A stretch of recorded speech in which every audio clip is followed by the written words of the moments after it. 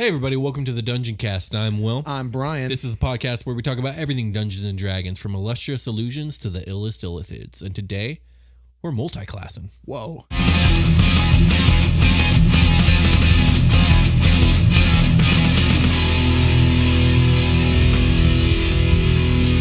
Dungeoncast. All right, Brian. It's breakdown time. Whoa. This is an episode I've been really excited for. I think a lot of other people have been excited for it too. There have been some requests and comment sections and whatnot. People have been requesting, and you have been requesting, and I've been the opposite. I've been putting it off because I'm just like, man, I don't even know how to approach, because it's not like a normal class where I can look at the features and like break it down and talk about the history. Multiclassing, it can be anything and everything. Yeah, I'm really interested for what you came up with as far as the format for this episode in your notes. Yeah. So Let's Will, see. run me down. How we approaching this situation? First all and foremost, let's talk about what multiclassing is. Yes. Multiclassing is a customization option that you can take as a player, in which basically it's a way for players to diversify who and what they are. It's a way for you to basically take levels into other classes. Okay. So that's to say, I start my adventure with my customizable character, 3 levels of wizard. But I also want to be a fighter real bad, and I didn't want to take the Eldritch fighter. I wanted to be a wizard and a fighter. Right. So then I start taking levels in wizard or in fighter. Yeah. So I'm a wizard and a fighter. Yeah, and that's how it works. Okay. Yeah. It's pretty straightforward and simple. There's more to it than that. We will get into it. Okay. But I will like to stress that multiclassing really is an option. It's not part of the core rules. Even though, I mean, it's in the core book, but basically, DMs couldn't just say, no, there's no multiclassing. And there are reasons for that, because multiclassing is a double-edged sword, and there's a lot to it. Okay. So, like you said, each level up is kind of a chance for you to dip into another class. Right. As long as you meet the ability score prerequisite. There's an ability score prereq. I didn't know that. For every single class. It's usually whatever the main ability score for the class is, and it's usually the number 13. Sometimes it's 12. It varies. Most of them, it's just one ability score. I think for a couple classes, I'm trying to think which ones. It might be Ranger. I think you might need Dex and Wisdom at a certain level. Okay. But for the most part, it's one ability score, usually 13. So for like Fighter, it's going to be Strength or Con at 13. Barbarian, it's going to be Strength or Con at 13. A Wizard, is going to be Intelligence at 13. So, like, as long as you meet that prereq, you can dip into the class. Sweet. Now, this is for 2 reasons. I think the main reason is, well, because it just makes sense. Like, you're not going to become a wizard if you're stupid. Right, yeah. But also, it's a way, it forces a player to not be able to min-max. Okay. Theoretically. I mean, in some cases, it prevents you. Min-maxers find a way. Power gamers find a way, indeed. So when you do this, it kind of can confuse the whole leveling system. I mean, not really, but like theoretically it could. So what they did was they differentiate between your class levels and your character level. So like when you're a wizard and you're level 3, you're a level 3 wizard, but you're also a level 3 player. But then when you take that fighter level, level 4, you are now a level 3 wizard, level 1 fighter. Yeah. But you are a level 4 character. And that's where your proficiency bonus will come into play, right? Yes. This is solely for proficiency bonus. I think that's the only feature that's really affected here. I could be wrong, but I'm pretty sure just proficiency bonus. And the proficiency bonus is one of your most important numbers. Yes. And if proficiency bonus was affected by multiclassing, it would basically make multiclassing fucking useless and no one would ever do it. So right, okay. It's just, like if it would reset the number, you mean, and not if it would set it back. Yeah. That would be terrible. It would just be a horrible system. So, okay. Yeah. So that being said, that's what multiclassing is. Let's talk about why would you want to multiclass? Will, why would you want a multiclass? Okay, why would I want a multiclass is because I usually have a really cool character concept that one single class doesn't quite fit. Right, okay. And we'll talk a little bit about that later in the episode. But mechanically, what you're doing here when you multiclass is you are decreasing your specialization in whatever it is you do for an increased versatility. Right, okay. Usually speaking, there are ways around this, and we will talk about that. Diversify your bonds. So the thing that you're doing is inherently very mechanical, and you have to kind of pay attention to it because like there are combinations that you can do with multiclass that are utter garbage that are so bad that even for role play reasons, I wouldn't suggest doing it. It'll ruin your gameplay experience a little bit. I would say so. Okay. I think you're definitely hamstringing yourself in a lot of ways. There are other combinations that are incredibly exploitative of certain combinations, which power gamers will be drawn to. And there's nothing wrong with that. Sometimes it's cool to see what the game, stretch the physics of the game. Let's see what you can do. Let's break this bad boy. That being said, if I'm playing a long-term campaign, and if I do have a power gamer who wants to exploit something really cool, I'm for it. But it's like, okay, we need to sit down and make this make sense. So we need to come up with story and role play reasons, and we got to make this happen in a way that makes sense. Yeah, because if it's only going to make the game better. Yeah, let's keep embodying this experience of D&D, which is the role play. Yeah, it needs to make sense. It needs to serve the character. So yeah, I feel like Barbarian is a really like adding that rage to whatever it is you're doing seems like a cool. It looks like it can blend more with more things. Barbarian is one of the worst classes to multiclass with. Really? Yes. I wouldn't think that because of the rage mechanic. The rage mechanic is cool, but like that extra damage doesn't do jack shit at higher levels unless you start like pouring into Barbarian. Oh. But there are some exploits with Barbarian that are amazing. Okay. One in particular we will talk about. But generally speaking, Barbarian is one of the worst classes that you can multi-class with. Bard seems good. Bard is very good. We will kind of like weigh and measure which classes we'll get the best to it at then. this. Yeah. So as we said, like some classes combo great, some classes don't combo great at all. And some of them combo so well that there are built-in mechanics to prevent overpowered characters. Like there's overpowered character mitigation kind of built into it. This is primarily why classes are not front-loaded at all. Like, okay, yeah. If you think about it, you don't want it. You need to get to like higher levels to get like the really juicy stuff. Yeah, exactly. Most classes don't hit their stride until level 3 to 7, somewhere in there. That's why I feel like if you're going to multi-class something, you want to at least take 3 levels in whatever it is you're going to be a part of. That is, 3 is a very popular amount of multi-class that people do. Right. Now, not all, some classes are more front-loaded, and the more front-loaded classes, they are better multi-class classes. Mostly, I'm looking at Cleric and also Sorcerer a little bit, but we'll talk about that later. Like you get a lot of juicy stuff at level 1, so you can take like 1 level in something and just move on. Yeah, and also like, okay, so one of the downsides of multiclassing is falling behind the other characters in capabilities. Right, because you take the risk of doing that. Yeah, you take the risk of doing that because since most classes aren't front loaded, you take a few levels before you kind of start to catch up again. Yeah, which can be a long time in real game terms. Like, right. So yeah, the front loaded classes you don't suffer that as much. Yeah, like level 5 to 6 could theoretically take like a while of like a bunch of sessions. Yeah. Okay. There are some other downsides to multiclassing that kind of like mitigate overpowered characters. One is the extra attacks mechanic. They put those at certain levels so that like, let's say you're a fighter and you want a bunch of paladin stuff. Mm-hmm. Well, at level 5, you get extra attack for both classes. Right. Okay. But if you go to level 4 fighter and then take a level in paladin, suddenly you're falling behind because you don't have the extra attack other fighters have. Right. Exactly. And so that's one of the things. Ability scores is another thing where you fall behind.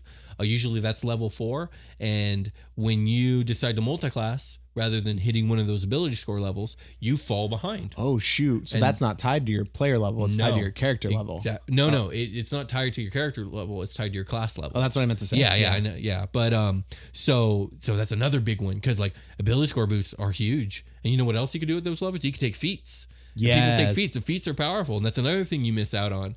Or it's not so much that you miss out on them. Well, sometimes you do. But it's at the very least you set it back. Yeah.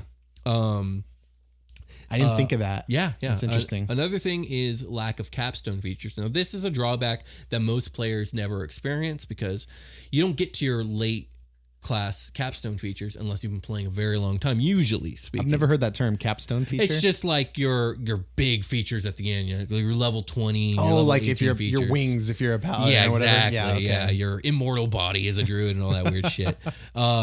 And just by multiclassing, the more you do it, the further back your capstone feature becomes. And Right. the weaker it becomes. Right. And the later in game, you'll even get it. Yeah, in some cases, we'll never reach it. Yeah, right? exactly. Okay. Exactly. So that's another drawback to multiclassing.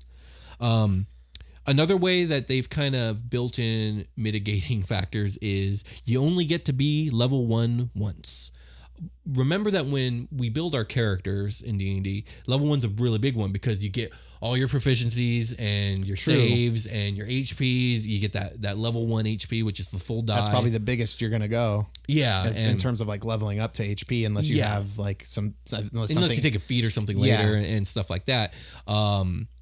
And you only get that one time. When you multi-class into another class and get level 1, you don't get the starting HP bonus, so you just roll the hit die like normal. That makes sense. You barely get any proficiencies. There's a list in the multi-class option that tells you what you get, and you get real basic stuff. Oh, they're different from like what the classes you get? You don't get the saves. You don't get all of the armor and weapons. You only get some of the armor and weapon proficiencies. Wow. You usually don't get any of the tool proficiencies. You usually don't get any of the skills unless you take Rogue or Ranger, which you'll get 1 extra skill, which is pretty cool. But yeah, you only get to be level 1 once. So that's another mitigating factor. Interesting. Because if they didn't do that, why wouldn't you multi-class like 5 times? And I'll take level 1 I have of this. 50 skills and all the HP and like, it'd be ridiculous. I know we talked about building like Link one time and like you take 1 level of this and 1 level of that and 1 level of this. And I was like, that sounds so broken. Why aren't I doing this? This is why you're not doing that. This is why you're not doing it, because it's not broken. It's actually probably garbage to build that. Like you can technically do all the things Link could do. You could just do them all badly. but better than the average D&D NPC could do any of them. But by being level 1, you're better than the average NPC. Your average NPC is a peasant who works the field. Yeah, he's really good at digging. He has 1 HP and an AC of 9. Like, like what do you want? It'd be really cool to do like a week campaign where you do this multi-class 1 level. Everybody does it, and like you have all this versatility, but everything that gets thrown at you is weak, so it doesn't matter.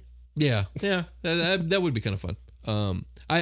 You fight things with 9 AC and 1 HP. There you go. Which is people. I have seen cool concepts of level 0 characters, like before their class. Oh, cool. They actually straight up made mechanics for level 0 characters in 4th edition, which were really cool.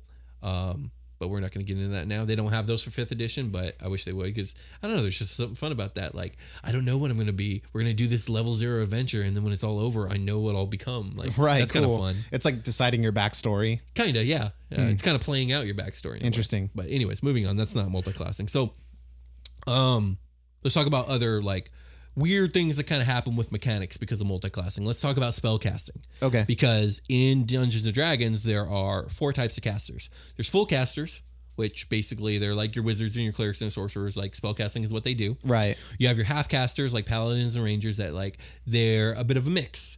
Okay, they have a lot of spells, but they aren't primarily spellcasters. Yeah, and the spells don't get super crazy typically.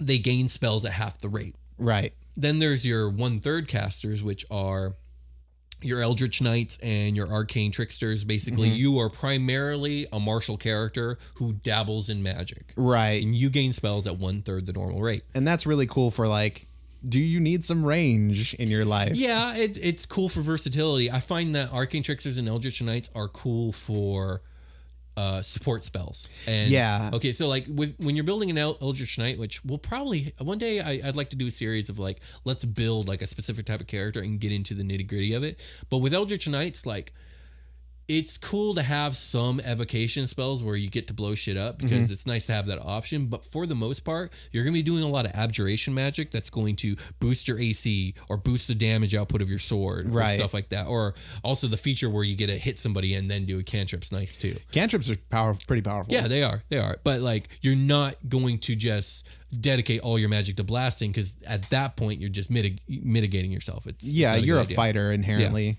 So anyways, back to multi-class spellcasting.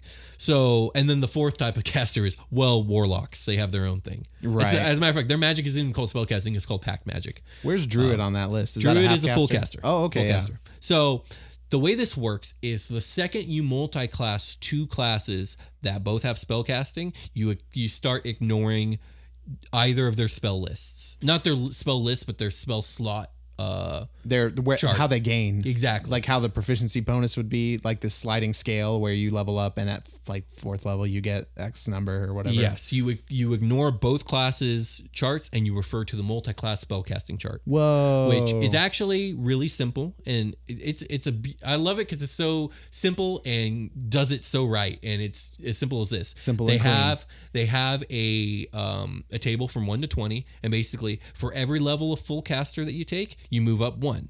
For every 2 levels of half, you move up 1. Oh, okay. For every 3 levels of third, you move up another 1. Okay. So it's pretty straightforward. Yeah. Warlocks are kept separate because their shit is fucking weird. Basically, with Warlock pact magic is you have way less amount of spell slots, but they replenish after short rests. So the way that works is you refer to the multi-class spellcasting charts. Let's say let's put this in example form. So let's say sorcerer or warlock, you're half and half. Okay.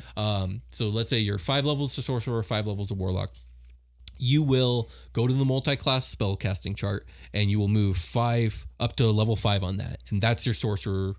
Spell slots. I got you. And then for warlock, you just refer to the warlock chart and like you just keep them separate. Okay.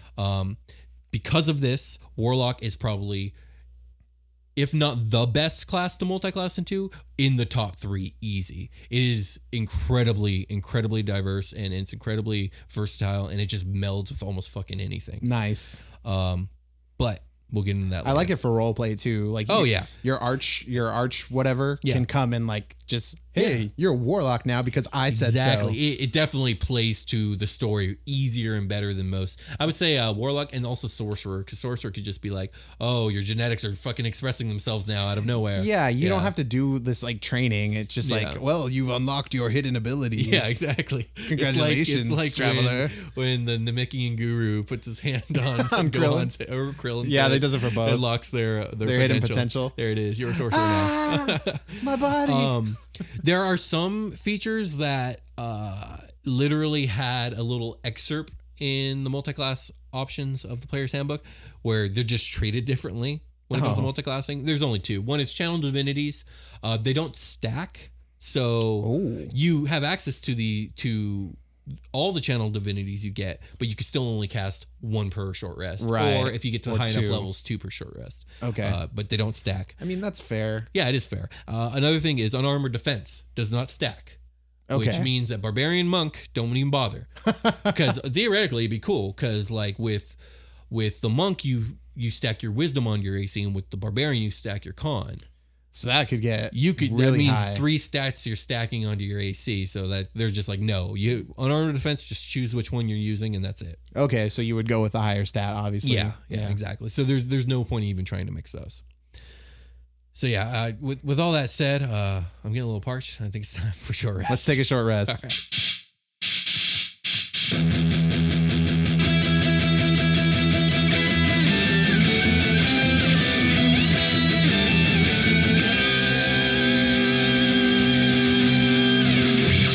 Hey everybody, welcome to the part of the episode where we stop talking about the last thing we were talking about. Forget about it. Let's talk about you guys and how much we love you. I love you. I love you, listener, viewer, whatever you are. Why do the short rests get weirder every time? Do they? No, they don't. I'm just playing. But no, we really do appreciate all you guys out there listening and sharing the show. Yeah, it helps, and we're humbled by it, and thank you. Contest winners, probably next time. Yeah, again, we record these ahead of time, but almost definitely next time. Yes, pretty much definitely next episode you will be announced. Yeah. And by now you should probably have your prize. So, yeah, hopefully. I mean, if all goes to plan. Yeah, depending on where you live and how far I have to shift these things, but we'll figure it out. Patreon people, if you came in, thanks a lot. We'll get you on the next one as well. But as for that, I don't think we have really anything to announce. We just want to say thanks for leaving iTunes reviews or reviews of any kind, commenting on the YouTube channel, hitting the like button, the subscribe button. That really helps us a lot. There've been an influx on the YouTube YouTube and the SoundCloud as well. Like it just our show overall is doing really well, and it's thanks to all of you. Yeah. I will say this too: if you have any suggestions for improvements of our show, I'm always open to hearing suggestions how we can make this show better for you guys. So please let us know. Yeah, definitely. We love the constructive criticism here on the Dungeoncast. Yeah. Speaking of the Dungeoncast, you can find it on SoundCloud.com/the Dungeoncast. You can find us on YouTube. Search the Dungeoncast. Thank you, Josh Freeland. You can find us on Twitter at the Dungeoncast. You can email us with that feedback we were talking about, thedungeoncast@gmail.com. Did I miss anything? Did we get it all? I think we got it all. Yeah, I think we got it all. Yeah. Find us. Yeah. Use your podcasting app. Go to iTunes. Whatever it is. I love you guys. I just can't stop thinking about it. But let's continue on with the content and go back to the show.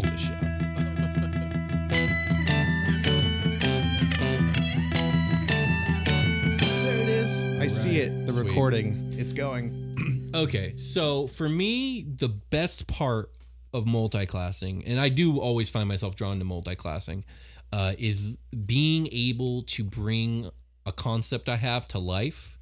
And I guess I'll bring up a couple of multi-classes that I personally like. They're not the most mechanically amazing, but they're all relatively good. Some better than others, and they're all just a cool concept that I wanted to play that I can make come to life via multiclassing. Nice. And the first one for me is like the concept of the demon slayer or demon hunter or like undead hunter, like Van Helsing. Like Van Helsing, yeah, that's a good example. Like, because like if you play a ranger who is good at hunting these things, like that almost gets it, but not quite. You're still tied into all this nature stuff, and it just doesn't quite feel like Buffy the Vampire Slayer or like Van Helsing or any of that stuff. And on the other hand, if you go full cleric, you're not enough of a fucking hunter. You know what I mean? Even though you have all these cool anti-undead stuff, it's just not quite there. Yeah, where's the Wolverine in you? Exactly. Or you're not smelling the ground. Yeah, so I love being able to fuse both ranger and cleric together, which works pretty nicely because they have the same spellcasting ability mod, which is a huge factor with your multiclassing. Okay, sweet. And I probably should have mentioned that earlier. One of the because that can get complicated. Yeah, if you have two spellcasting ability mods that counter each other, it's almost always hands down a terrible idea. Yeah, like wisdom and intelligence. Yeah. And that's like it's hard to get good stats in two things and not really lack in something else. Right. But ranger and cleric do complement each other very well here. And you can kind of vary it up how much you want to go in either way. But like cleric gives you that certain divine mysticism that these characters have. I also think like the movie version of Constantine with this. Oh yeah, Keanu Reeves. Yeah. Fuck yeah. Exactly. Fuck yeah. That sounds awesome. I love that movie. I would ranger cleric it up, like ranger cleric in the big city. Wow, that's Constantine's a good movie. You guys should go watch it if you haven't. Even though it's nothing like the comic book, but that's not necessarily a bad thing. Isabel. Okay, moving on. So some other concepts that I've played with. I'm always playing around with this concept of like I like to call it an Eldritch Knight, but it's not like not like the fighter class Eldritch Knight. I do mean like a Knight of the Feywild. So you mean Knight Eldritch? Sorry, I guess. Continue on. You could call it like a Magic Knight or a Fey Knight.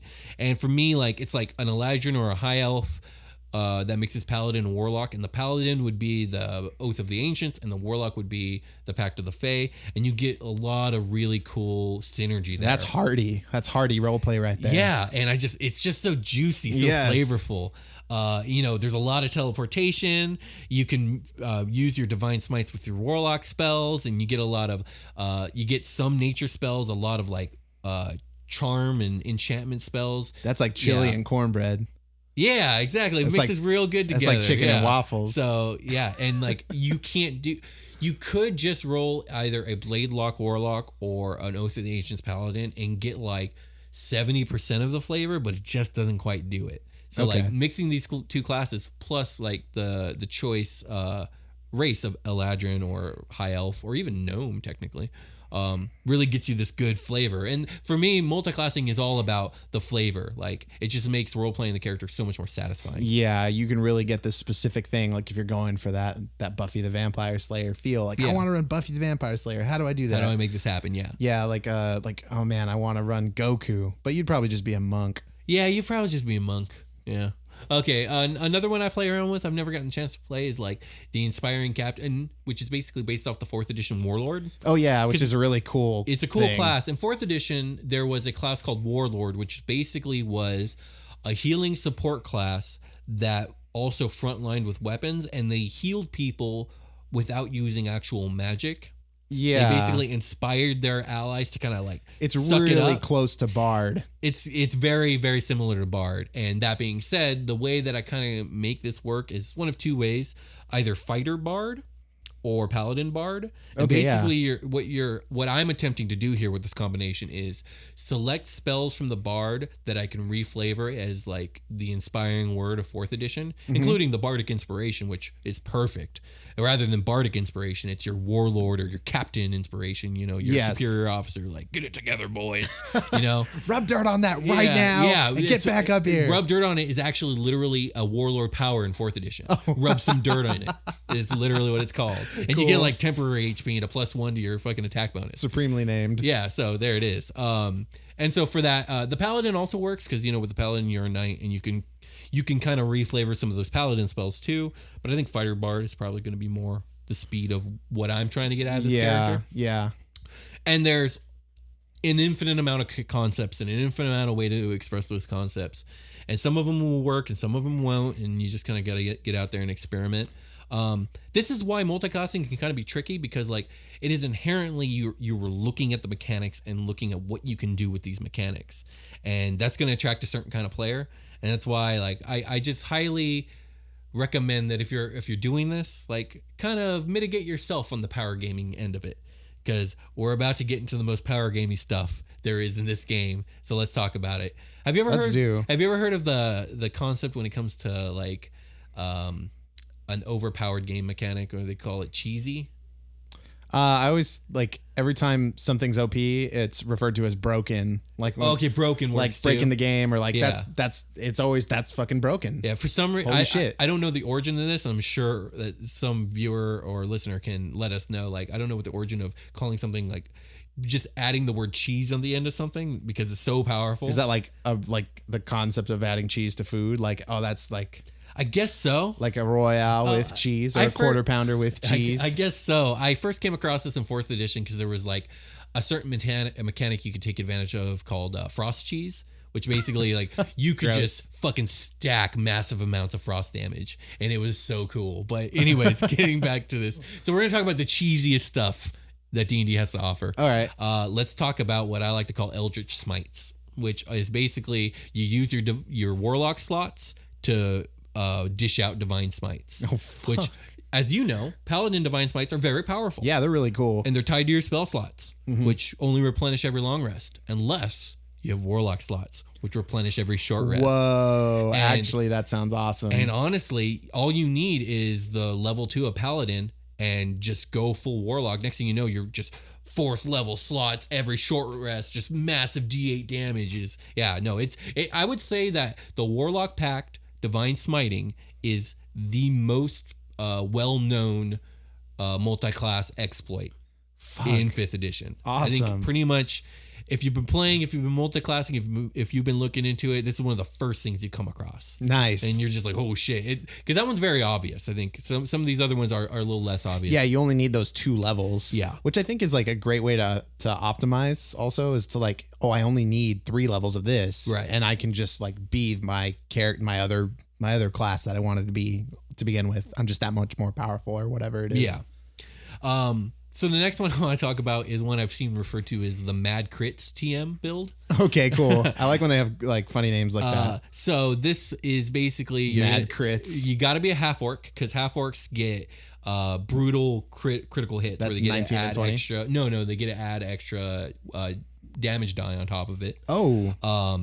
You're going to choose Barbarian because of the rage, and you're going to be double-handed, and you want to be able to dish massive amount of damage in one go. Right. But you're also going to take 3 levels of Fighter to get that champion in. And that's where you get the 19 and 20 exactly. crits. And honestly, if you take some more levels, and there's a certain point where in Fighter, 18 is also included on that list. Ooh. So you basically expand your ability to crit, and then you maximize the damage your crits can do. Right. And it's called the Mad Crits build. That's fucking so cool. That one's pretty cool. And that's just straight up like you are maximizing damage as a frontliner. Yeah, absolutely.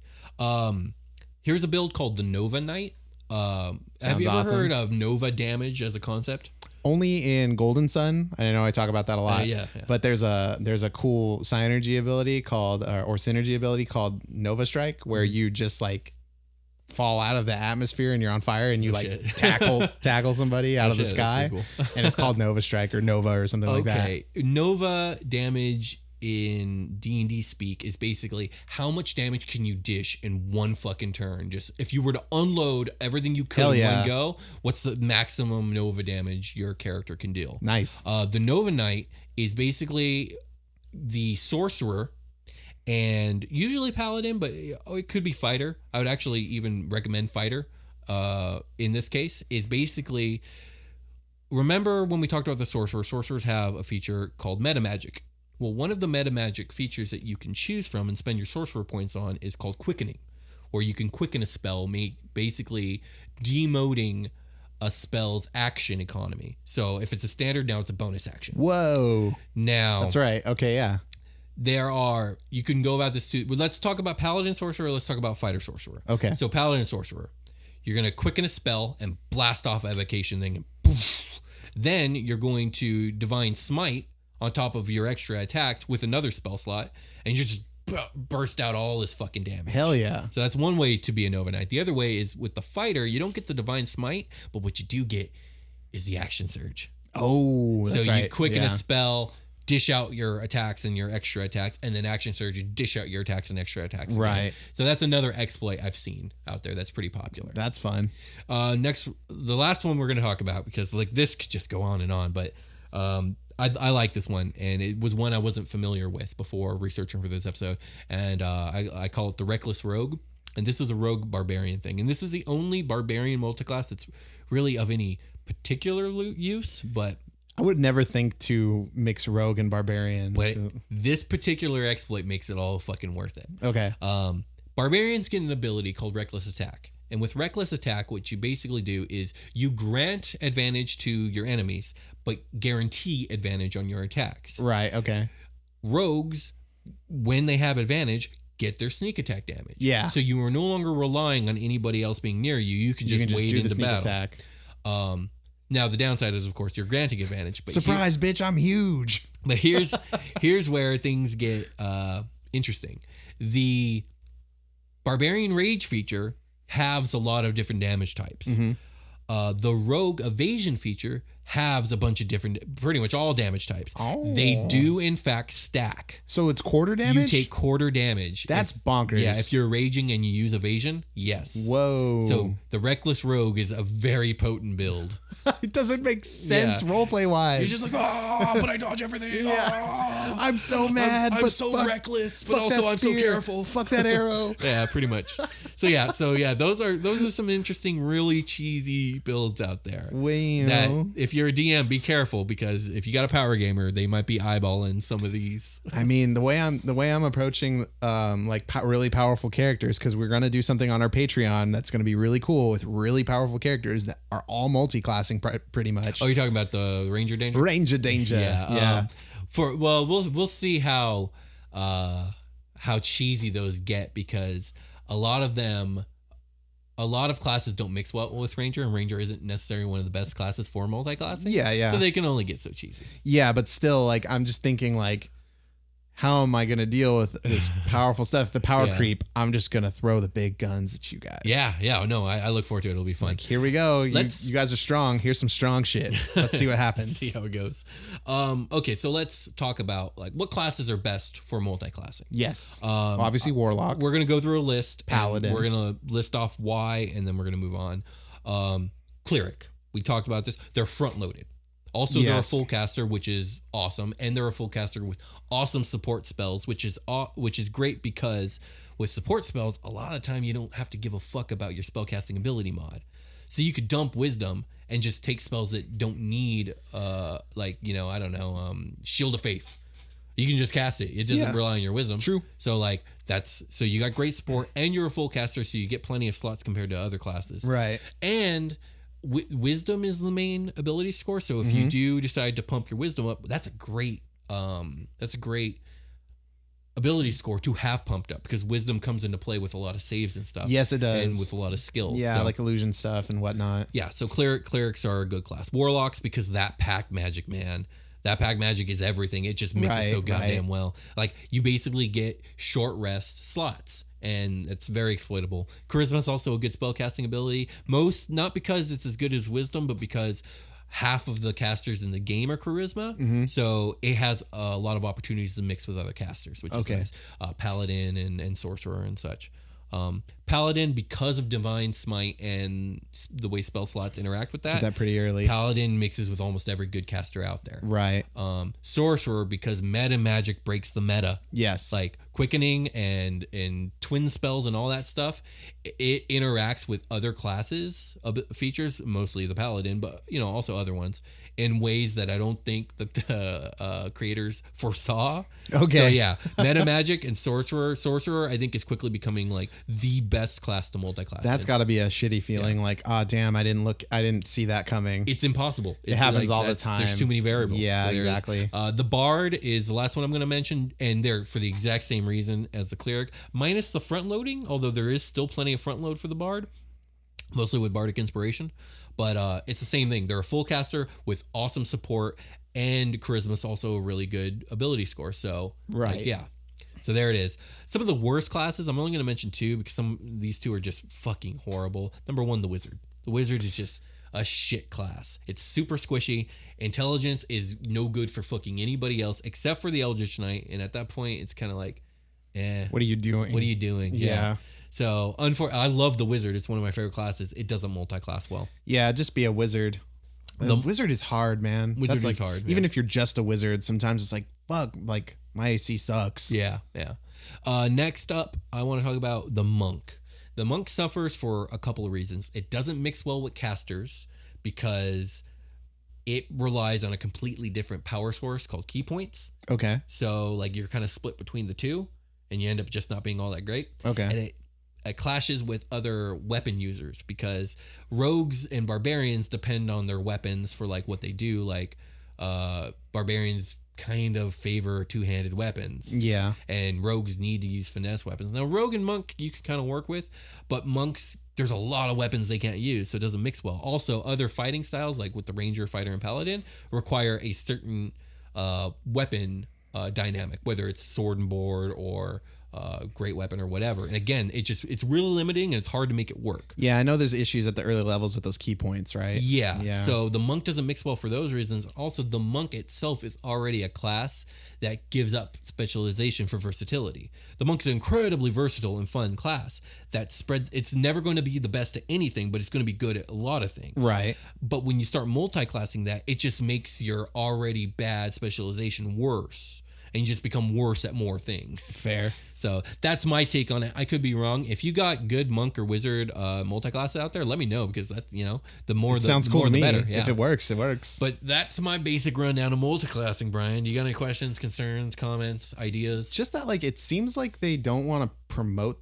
I mean, they have sections in the handbooks to like teach you how to multi-class and help you multi-class correctly, and in that sense, it's like available to you and something that they want used, it seems. But it also seems like something that they don't want you to do because it's like, oh, well, this cleric has all these different domains and like it's a specialization if you want to go in a separate direction. Like I'm a cleric, but I'm a nature cleric, and that's kind of like a druid. So you don't, it kind of like why would I also be why would I multi-class druid? Right.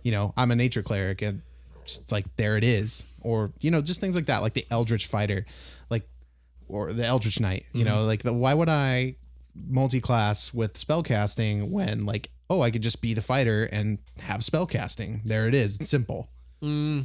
Does that like help new players? Like, I understand where you're coming from. Okay. Well, number one, the Eldritch Knight sucks. It's really bad. Yeah. It's one of the worst classes you can choose. Yeah. But it's very flavorful and it's totally fulfilling and awesome to play. So I think the creators of D&D have to kind of ride this line that they can't stray too far in either direction. On one hand, they want and need to make this game customizable enough to satisfy the people who play it. Right. Because generally people who play D&D are creative people and they have creative ideas and they want to express those ideas. Yeah. That's kind of why we all play. Multiclassing is the only way to get that. It's one of not only is it a very effective way to do it, it's a very traditional way to do it. Multiclassing has been around in some form or other since first edition. Oh, cool. In first edition, it was you could only do it if you were a human, but every edition has their own rendition of multiclassing. So it's traditional. If it wasn't there, people would be fucking pissed. Right. And you need customization options. I mean, you would just homebrew it. It would be hard. It would be difficult, probably. But on the other hand, is customization options are also dangerous because they feed power creep. And power creep is a serious problem. Because even though like we all want to be powerful and do all kinds of cool stuff, like power creep happens no matter what.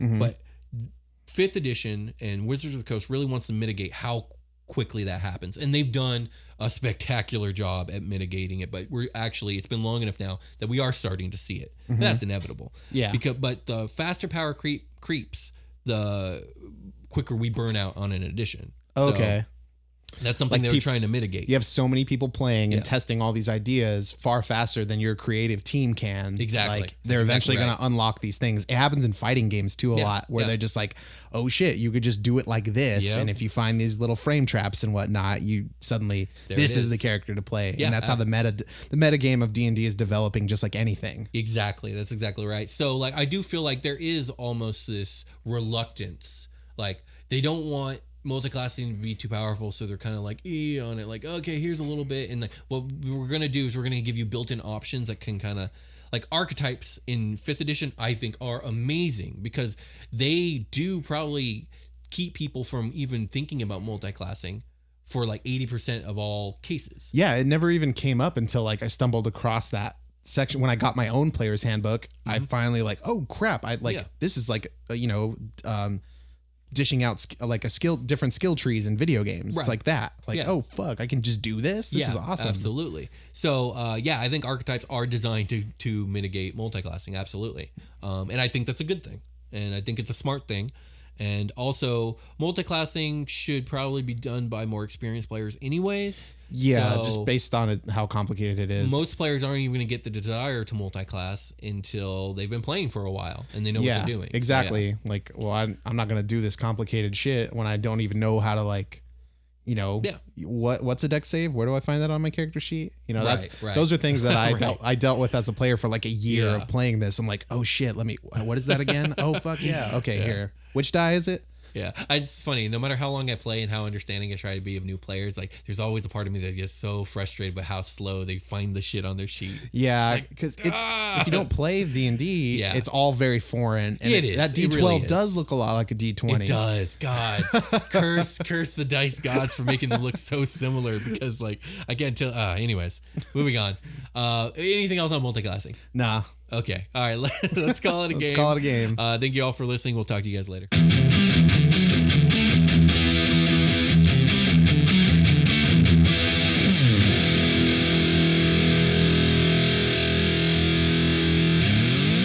The Dungeoncast.